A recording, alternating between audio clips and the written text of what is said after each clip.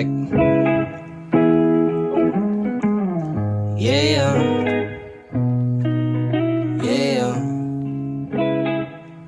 yeah.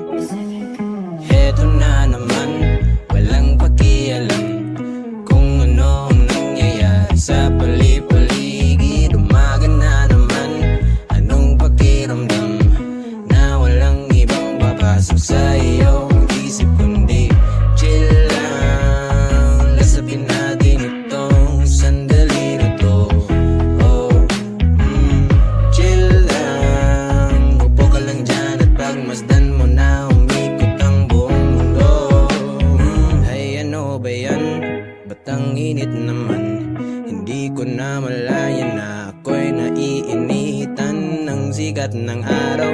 Ako ay di nadalaw ng katamaran, pinipigilan akong gumalaw. Gusto ko lang naman na maupo lang dito sa may veranda, panoorin ang buong paligid habang nakatutog yung paborito kong sonata. Handa na ang almusal, ngunit ipagpaliban ko muna. Bahala na lang na malipasan ng gutom, basta gusto ko chilang muna. Heto na naman, walang pakialam kung ano ang nangyayari sa pali-paligid. Umaga na naman, anong pakiramdam na walang ibang papasok sa iyong isip kundi chill lang. Lasapin natin itong sandali na to.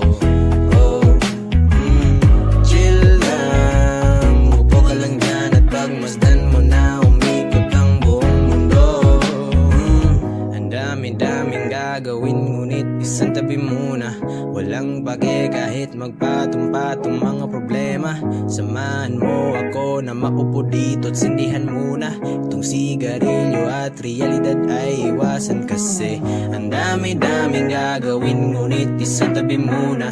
Walang bake kahit magpatong-patong mga problema. Samahan mo ako na maupo dito at sindihan muna itong sigarilyo at realidad ay iwanan kasi heto na naman, walang pakialam kung ano ang nangyayari sa pali-paligid. Umaga na naman, anong pakiramdam na walang ibang papasok sa iyong isip kundi chill lang. Lasapin natin itong sandali na to.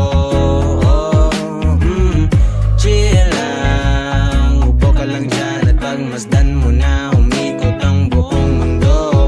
Yeah, yeah, yeah. Heto na naman, walang pakialam kung ano ang nangyayari sa pali-paligid. Umaga na naman, anong pakiramdam na walang ibang papasok sa iyong isip kundi chill lang. Lasapin natin itong sandali na to. Chill lang, upo ka lang dyan at pagmasdan mo na umikot ang buong mundo. Ay ano ba yan? Ba't ang init naman? Hindi ko na malaya na ako'y naiinitan ng sikat ng araw. Ako ay di nadalaw ng katamaran, pinipigilan akong gumalaw. Gusto ko lang naman na maupo lang dito sa may veranda, panoorin ang buong paligid habang nakatutog yung paborito kong sonata. Handa na ang almusal, ngunit ipagpaliban ko muna.